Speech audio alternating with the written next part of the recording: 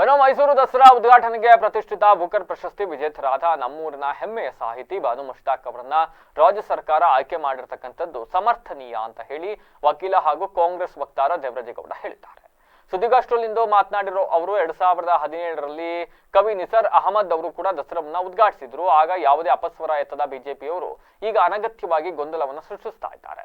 ಯಾವ ಕಾರಣಕ್ಕೆ ಬಾನು ಮುಷ್ತಾಕ್ ಅವರನ್ನ ಬಿಜೆಪಿಯವರು ವಿರೋಧ ಮಾಡ್ತಾ ಇದ್ದಾರೆ ಎಂಬುದನ್ನ ನಾಡಿನ ಜನರ ಮುಂದೆ ಇಡಲಿ. ಅಥವಾ ಮುಸ್ಲಿಂ ಎಂಬ ಕಾರಣಕ್ಕೆ ವಿರೋಧಿಸ್ತಾ ಇದ್ರೆ ಮಹಿಳೆಯರನ್ನ ಇಷ್ಟೊಂದು ಕೀಳಾಗಿ ಕಾಣೋದು ಬಿಜೆಪಿಯರ ಸಿದ್ಧಾಂತವಾ ಅಂತ ಪ್ರಶ್ನಿಸಿದ ಅವರು ಚಾಮುಂಡಿ ದೇವಿಯನ್ನ ಬಿಜೆಪಿಯವರು ಗುತ್ತಿಗೆ ಪಡೆದಿದ್ದಾರೆಯೇ ಅಂತ ಪ್ರಶ್ನಿಸಿದರು. ಇನ್ನು ಭಾವನೆಗಳಿಗೆ ಬೆಂಕಿ ಹಚ್ಚುವ ಇಂತಹ ನಡೆ ನಿಜಕ್ಕೂ ಕೂಡ ಅಸಹ್ಯ ಹುಟ್ಟಿಸುತ್ತದೆ ಅಂತ ಬೇಸರವನ್ನು ಹೊರಹಾಕಿದ್ದಾರೆ. ಅಶೋಕ್, ಮಹಮ್ಮದ್ ಗೌಸು, ಶಿವಕುಮಾರ್, ಗ್ರಾಮೀಣ ಬ್ಲಾಕ್ ಕಾಂಗ್ರೆಸ್ ಅಧ್ಯಕ್ಷ ಚಂದ್ರಶೇಖರ್, ಹಿಂದುಳಿದ ವರ್ಗದ ಕುಮಾರ್ ಶೆಟ್ಟಿ ಹಾಜರಿದ್ದರು. ಪಾತ್ರಧಾರಿಗಳನ್ನ ಮುಂದೆ ಬಿಟ್ಟು ಇದನ್ನ ಷಡ್ಯಂತ್ರವನ್ನ ನಡೆಸಿದ್ರು. ಯಾವಾಗ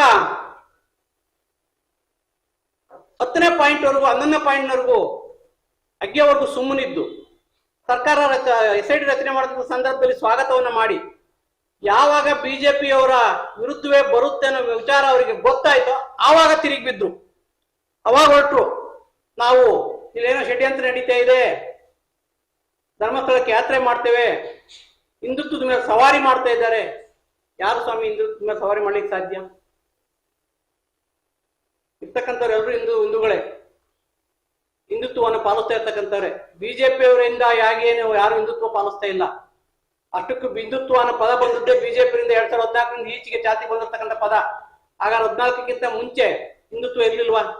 ಹಿಂದೂಗಳಿರ್ಲಿಲ್ವಾ ದೇಶದಲ್ಲಿ, ರಾಜ್ಯದಲ್ಲಿ? ಯಾಕೆ ಈ ಒಂದು ಹಿಂದುತ್ವವನ್ನು ಮುಂದಿಟ್ಕೊಂಡು ಗೊಂದಲ ಸೃಷ್ಟಿ ಮಾಡೋ ಮೂಲಕ ರಾಜಕೀಯ ಮಾಡ್ತಾ ಇರ್ತಕ್ಕಂಥ ಈ ಡೋಂಗಿ ರಾಜಕಾರಣಿಗಳು ಏನಿದ್ದಾರೆ, ಪ್ರತಾಪ ಸಿಂಹ, ಆರ್ ಅಶೋಕ್, ಅಶ್ವಥ್ ನಾರಾಯಣ್, ಪ್ರಹ್ಲಾದ್ ಜೋಶಿ ಅವರು, ಶೋಭಾ ಕರಂದ್ಲಾಜೆ ಅವರು, ಕೆಲವೇ ಜನ ಬಿಜೆಪಿನಲ್ಲಿ ಎಲ್ಲರೂ ಮಾಡ್ತಾ ಇದ್ದಾರೆ ಅಂತ ಏನ್ ಹೇಳೋದು. ಕೆಲವೇ ಜನಗಳು ಈ ಡೋಂಗಿ ರಾಜಕೀಯ ಮಾಡ್ತಾ ಇರ್ತಕ್ಕಂಥದ್ದು ತಮ್ಮ ಬೇಡ ಇವತ್ತು ಬುದ್ಧಿ ಕಲಿಸಿದ್ದಾರೆ ಮೈಸೂರು ಜನತೆ. ಹಿಂದುತ್ವ ಆಗೋದು ಹಿಂದುಗಳೇ ಅಲ್ವಾ ಓಟ್ ಹಾಕಿದ್ದು? ಹಿಂದೂಗಳು ಓಟ್ ಹಾಕಿ ಅಲ್ವಾ ಅವ್ರನ್ನ ಸೋಲ್ಸಿರೋದು, ಇವತ್ತು ಮೂಲೆ ಗುಟ್ಟು ಮಾಡಿರೋದು. ಸೋತಿದ್ದಾರೆ ಅನ್ನೋ ಒಂದೇ ಅವ್ರ ಕಾರಣಕ್ಕಾಗಿ ತಮ್ಮ ಮುಂದಿನ ಭವಿಷ್ಯ ರೂಪಿಸ್ಕೊಳ್ಳಿಕ್ಕಾಗಿ ಈ ರೀತಿ ಅನಗತ್ಯವಾಗಿ ಗೊಂದಲ ಮಾಡ್ತಕ್ಕಂಥದ್ದು ಪ್ರತಾಪ್ ಸಿಂಹ ಅವ್ರಿಗೂ ಒಳ್ಳೇದಲ್ಲ. ಅವರ ಜೊತೆ ಕೈ ಜೋಡಿಸತಕ್ಕಂಥ ರಾಜ್ಯಾಧ್ಯಕ್ಷರಾಗಿದ್ದ ವಿಜಯೇಂದ್ರ ಅವರು ಕೂಡ, ಆ ಮನುಷ್ಯ ಕೂಡ ದಿನಕ್ಕೊಂದೊಂದು ಹೇಳಿಕೆ, ಗಂಟೆಗೊಂದೊಂದು ಹೇಳಿಕೆ ಕೊಡ್ತಾರೆ. ಮನಸ್ಥಿತಿ ಚೆನ್ನಾಗಿಲ್ಲ ಅನ್ನೋ ಕಾಣುತ್ತೆ ಅವ್ರಿಗೆ.